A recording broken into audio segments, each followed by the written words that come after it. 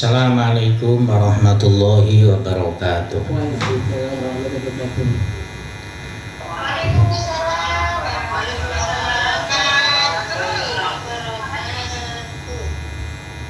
A'udzu billahi minasyaitonir rajim. Bismillahirrahmanirrahim. Qul ja'al haqq wa zaqal batil innal batila kana zahuqa. Allahumma shalli wa sallim wa barik ala sayyidina Muhammad wa ala alihi wa ashabi ajma'in.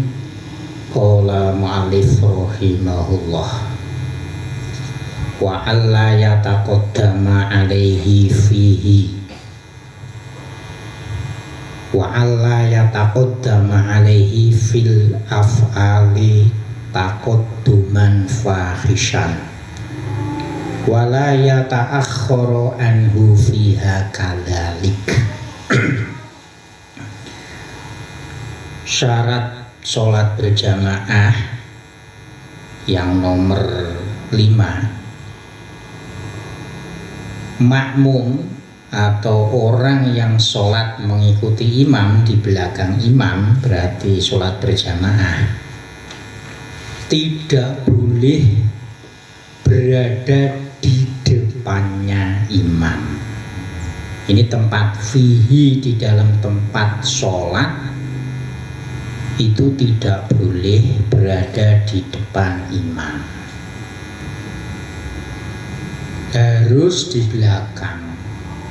Dalam arti di belakang, misalkan telapak kaki ini di belakang 1 cm, ini termasuk di belakang. Minimal kalau sholat jamaahnya makmum ini agar sah, itu antara makmum dan imam harus sejajar telapak kakinya. Jadi misalkan ada garis, misalkan makmum sama imam ini berdirinya itu sejajar, ini sholat jamaahnya sah. Jadi gambaran makmum tidak boleh berada di depannya imam adalah bi ayyata akhara anhu au yusawiyahu fima i'tamada alaihi yaqinan. Nah, gambaran imam sama makmumnya itu berada di belakang, ya paling tidak makmum itu di belakangnya imam, maksudnya itu kakinya itu loh, entah itu 1 cm, ya lebih baik jaraknya itu ya ketika sujud itu. Tapi kalau jamaahnya atau makmumnya itu banyak, tapi kalau kalau makmumnya itu hanya 1, itu sunnahnya atau afdhalnya agak ke depan di sisi kanannya. Nah, au yusawiyahu atau antara makmum dan imam ini sejajar, dalam arti 1 baris, dengan syarat telapak kaki ini sejajar. Makmum tidak boleh telapak kakinya itu di depan. Kalau nanti di depan walaupun berapa senti pun, ini makmum sudah termasuk di depan, ya maka sholatnya makmum atau jamaahnya makmum ini batal. Nah, sekarang ada permasalahan begini. Bila ketika sholat tadi mulai dari takbiratul ihram atau mungkin sholat zuhur, asar atau isya lah, dapat 1 rakaat, ketika rakaat kedua atau ketiga atau keempat ini kok kakinya makmum tuh berada di depannya telapak kakinya imam, ini kan berarti di tengah-tengah sholat, tidak dari awal. Kalau karuan dari awal sholatnya nggak jadi. Kalau berada di tengah-tengah sholat, telapak kaki makmum berada di depan telapak kaki imam tidak sejajar, maka sholatnya batal. Ini karena tengah. Kalau batal ya berarti dimulai dari awal lagi. Nah, kalau sejak takbiratul ihram, sholat berjamaah, tapi makmumnya ini di depan daripada imam, telapak kakinya itu berada di depan atau lebih maju daripada telapaknya kaki imam, maka otomatis sholatnya tidak jadi. Jadi bedanya batolat dengan lam tanaqid, ya, bedanya sholat itu batal dengan tidak jadi. Kalau batal itu karena di tengah-tengah sholat, entah dapat 1 rakaat, 2 rakaat dan seterusnya. Kalau tidak jadi memang sejak awal takbiratul ihramnya saja itu kalau niat jamaah itu tidak sah, dengan alasan karena mata kaki atau telapak kaki itu berada di depannya imam. Kecuali, lah ini kecuali fi sholati syiddatil khaufi fala yadurru fiha taqaddumu lil udhri.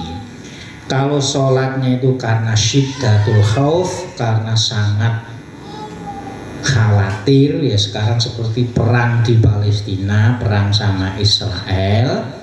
Kalau sholatnya berjamaah, sholatnya itu namanya syiddatul khauf, ini makmum boleh berada di depannya imam karena untuk menjaga imamnya, ini boleh. Karena namanya syiddatul khauf, sangat khawatir. Khawatir apa ya? Karena musuh berada di depannya. Lah imam ini butuh yang namanya penjagaan, maka makmum ini berada di depannya imam, ini hukumnya boleh, sholat jamaahnya sah. Karena syiddatul khauf atau sangat takut atau mengkhawatirkan kalau musuh itu nanti datang. Kemudian syarat sahnya sholat berjamaah yang nomor 6, makmum harus, ya, tidak boleh mendahului, harus tidak boleh dalam arti tidak boleh mendahului imam dalam rukun-rukun af'ali. Rukun af'ali itu seperti kayak gerakan itu loh, seperti rukuk, i'tidal, sujud, duduk di antara sujud, itu namanya rukun af'al. Tapi kalau Fatihah, tahiyat atau tasyahud itu namanya rukun qauli, ucapan atau bacaan. Nah, tidak boleh mendahulunya yang fahishan, yang sangat jelek. Dalam arti jelek itu banyaknya itu gimana? Bi an sabaqahu biru kenaini fi'liyaini walau ghairu tawilaini. Jadi maksudnya makmum tidak boleh mendahului rukun fi'li, rukun gerakan. Ini contohnya begini. Imam masih baca Fatihah. Lah kok makmumnya itu mendahului itu, ya, mendahului sujud, mendahului mau sujud, itu kan berarti sudah mendahului dua rakaat. Jadi kalau mendahului 2 rukun seperti ini namanya taqadduman fahishan.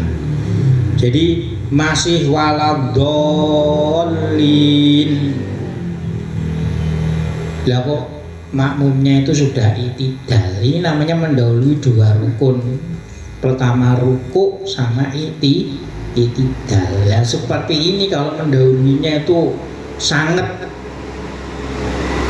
dalam arti sangat itu banyak itu apa? Yaitu 2 rukun. Yang pertama yaitu rukuk, yang kedua yaitu i'tidal. Imamnya masih membaca Fatihah waladhdallin, lah kok makmumnya itu sudah i'tidal. Lah seperti ini membatalkan sholatnya makmum. Atau walayat akhro anhu fiha kadalik. Begitu juga makmum ini tidak boleh apa bahasane Jawa ki ngeri bahasa Indonesianya apa? Terlambat. Tidak boleh terlambat atas rukun-rukun gerakan imam sampai 2. Contohnya gimana? Kayah yal imamu li sujud wal ma'mumi fi qiyamil qiraah. Imame meh sujud, makmumi isih maca Fatihah. Berarti ketinggalan piro? Pertama i'tidal, pertama rukuk, 2 i'tidal, lalu mau sujud. Lah ini pun juga membatalkan, kecuali ada udzur. Udzurnya itu apa? Ya udurnya mungkin karena sakit, atau mungkin gerakannya imam itu terlalu cepat, sedangkan makmumnya itu mungkin punya sakit lambung, punya sakit asam urat dan seterusnya. Nah ini kalau ada udur seperti ini nggak masalah ketinggalan. Tapi kalau tidak ada udur, makmum sampai ketinggalan 2 rakaat kalau di sini. Ini contohnya imam mau sujud, makmum masih berdiri membaca Fatihah. Ini keterlambatannya itu kan terlalu. Berarti ketinggalannya itu rukuk sama i'tidal, kemudian mau sujud. Nah seperti ini nanti sholatnya makmum batal. Ini jadi mendahului makmum, mendahului imam juga tidak boleh lebih dari rukun, tidak boleh 2 rukun. Terlambat pun juga tidak boleh 2 rukun, kecuali kalau ada udzur. Nek disi ora ono udzure, kalau mendahului itu tidak ada udzur. Tapi kalau terlambat biasanya itu ada udzur karena faktor usia, karena faktor sakit dan seterusnya. Wala tasihu imamatul unsa illa lin nisa'i wala imamatul kafiri wala man la yumayyizu wala man yubdilu harfan minal fatihah bi harfin akhara. Nah sekarang ini syarat-syarat menjadi imam, ya, syarat-syarat menjadi imam. Ini imam tidak boleh akalnya itu kurang daripada makmum. Maksudnya kurang ini gimana? Misalkan wanita sama laki-laki itu kan akalnya itu sempurna laki-laki dibanding perempuan atau wanita. Jadi memang kalau dalam ilmu balaghah, hakikatul rojuli khairun min hakikotil mar'ati. Jadi wong wedok itu akalnya kurang sempurna, atau akalnya laki-laki itu lebih sempurna daripada akalnya wanita. Pun juga misalkan ada banci dengan wanita ini lebih sempurna banci ini daripada wanita ini. Makanya wala tasihu imamatul unsa illa linisa. Imam itu kalau wanita, maka makmumnya itu harus juga wanita. Misalkan imamnya wanita, di situ kok makmumnya itu ada banci, unsa itu banci. Nah, kali setengah lanang setengah wedok. Nah ini nanti sholatnya si unsa atau si banci, kalau orang Jawa itu wandu, sholatnya tidak sah. karena banci itu lebih sempurna daripada wanita. Jadi kalau ada campur antara banci dan wanita, yang berhak menjadi imam adalah yang banci. Wala imamatul kafiri, kalau orang kafir pun juga demikian. Ya, wong kafir kok menjadi apa itu namanya, menjadi imam dia juga boleh. Atau majnun, orang yang akal kurang sempurna menjadi imam pun juga tidak boleh. Walaman layu mayu, begitu juga bila ada seseorang yang tidak bisa membedakan antara baik dan buruk, ya, antara sah dan tidak sah, kok menjadi imam, itu tidak sah bila di belakangnya atau makmumnya itu adalah orang yang pintar. Dalam arti yang akalnya kurang sempurna itu tidak berhak menjadi imam kalau makmumnya itu di belakang itu yang akalnya itu lebih sempurna. Begitu juga orang dewasa makmum kepada anak kecil itu belum mumayyiz, belum pinter lah, ya pinter jajan, pinter main, itu pinter, tapi dalam arti pinter itu bisa membedakan antara hak dan batil, antara benar dan tidak benar. Nah ini makmumnya itu orang-orang dewasa, imamnya anak kecil, dalam arti kecil itu belum mumayyiz, belum bisa membedakan mana yang baik, mana yang buruk. Lah ini tidak sah. Yang berhak menjadi imam adalah orang dewasa, orang yang umurnya cukup dan akalnya itu sempurna. Walaman yubdilu harfan minal fatihati bi harfin akhara. Begitu juga sholatnya makmum ini tidak sah kalau makmumnya itu pinter membaca Fatihah, tentu karena yang rukun yang qiraah itu adalah membaca Fatihah. Makmumnya pinter membaca Fatihah tapi imamnya ini bodoh, dalam arti bodoh bagaimana? Tidak bisa membaca Fatihah dengan fasih, tidak bisa membedakan antara ha sama kha, ain sama hamzah, ha sama ha. Nanti alhamdu dibaca alhamdu, dibaca ha. Nah ini kalau tahu semacam ini kalau berbicara fikih loh ya. Ini kalau berbicara fikih, imam yang bacaan Fatihahnya itu tidak sempurna, tidak fasih, ini bila makmumnya itu fasih, maka hukumnya sholatnya makmum ini batal. Jadi yang berhak menjadi imam adalah orang yang bacaan Fatihahnya itu fasih atau benar.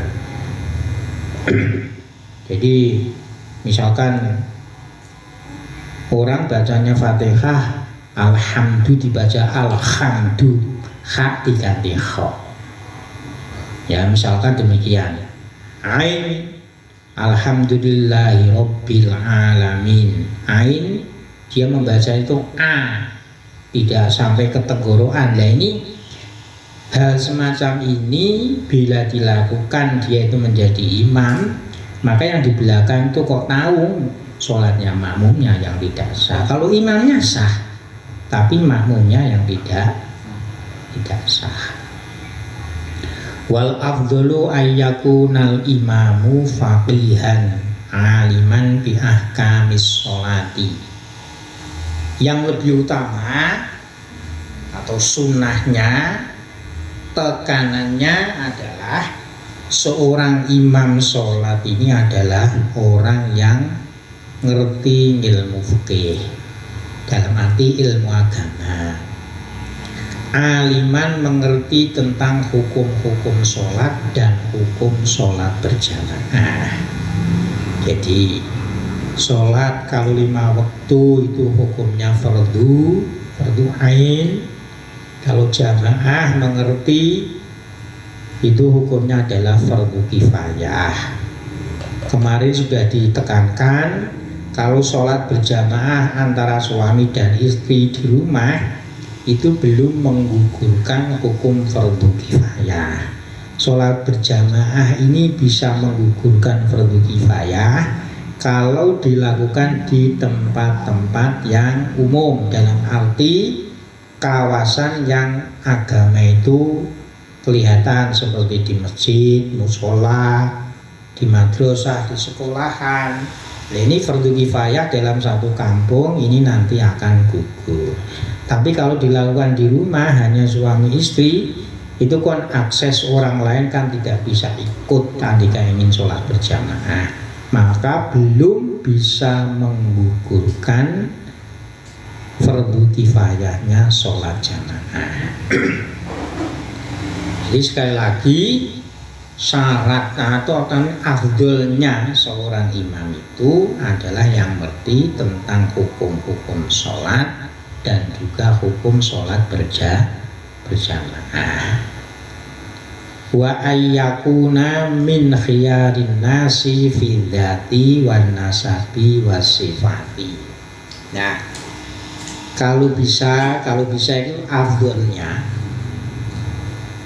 seorang imam ini adalah orang yang terpilih di antara kalangan banyak, kalangan orang lain, kalangan kaum, baik itu pribadinya, nasabnya atau sifat-sifat.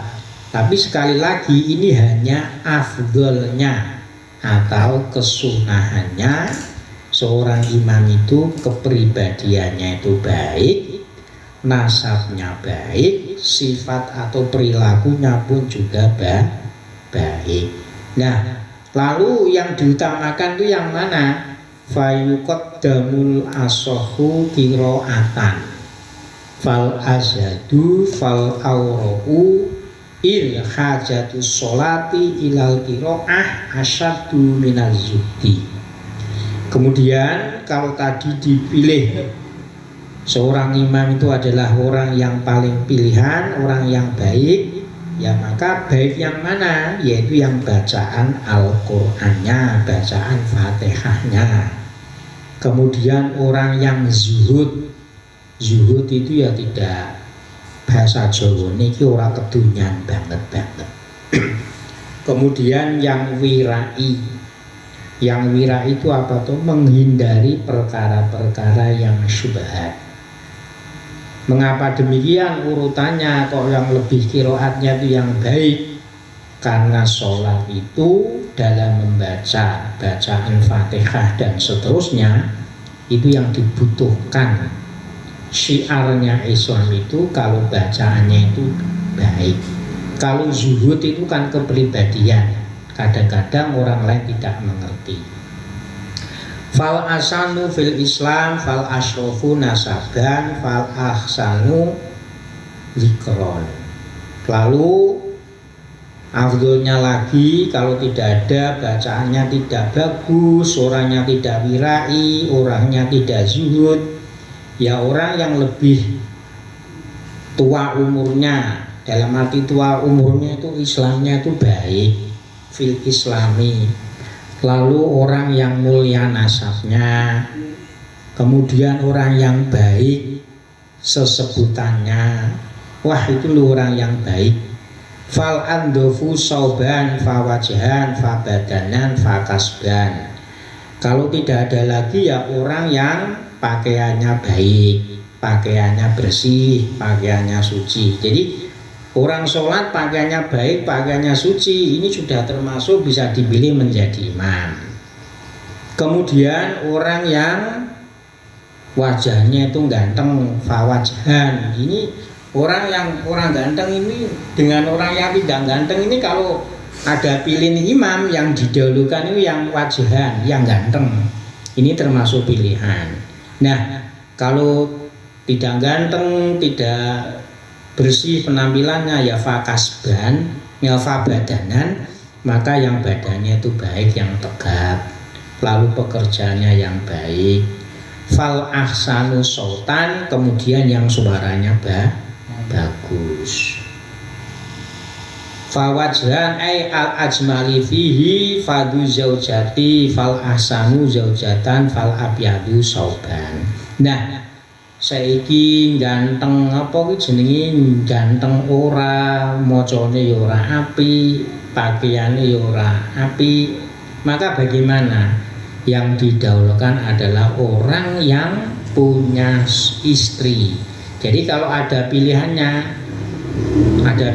ini antara ini Joko jejaka sama orang yang sudah punya istri. Ini podo-podo lah, podo pintere, podo bagusi, podo gantengi misalkan.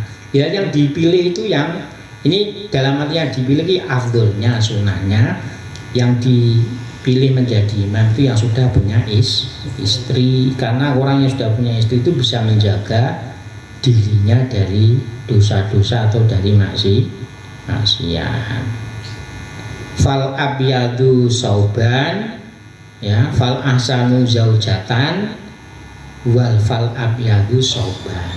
Nah, saiki kabeh antarane makmum karo imam do duwe bojo kabeh, punya istri semuanya. Lah ini pilihannya adalah istrinya yang paling cantik, fal ahsanu zaujatan. Dipilih antaranya aku harus Sukron, bojoku karo bojone Sukron ayu ndi. Misalkan cantik istrinya Sukron, ya Sukron yang punya hak terlebih dahulu menjadi imam. Kemudian yang terakhir kabeh istrinya itu cantik, ya fal abyadu sauban, maka mereka yang memakai pakaian yang putih. Jadi misalkan antara makmum sama imam ini ono sing berpakaian hitam, coklat, biru, batik, dan ada yang memakai pakaian putih. Nah, ini yang dipilih dalam arti afdolnya adalah yang menjadi imam mereka yang berpakaian putih. Ini tadi dalam arti kalau bacanya juga baik, orangnya juga baik. Tapi kok ada pilihannya, kabeh semuanya baik, tapi pakaiannya yang dipilih yang putih, karena putih itu kesunahan Rasulullah. Tapi itu yang paling utama, nomor satu adalah ketika ada, ini adalah orang yang aliman bi ahkamil sholati wal jamaati, orang yang mengerti tentang hukum-hukum sholat dan hukum sholat berjamaah. Tentu bacaannya juga baik, ilmunya pun juga baik. Demikian, semoga bermanfaat. Al-Fatihah.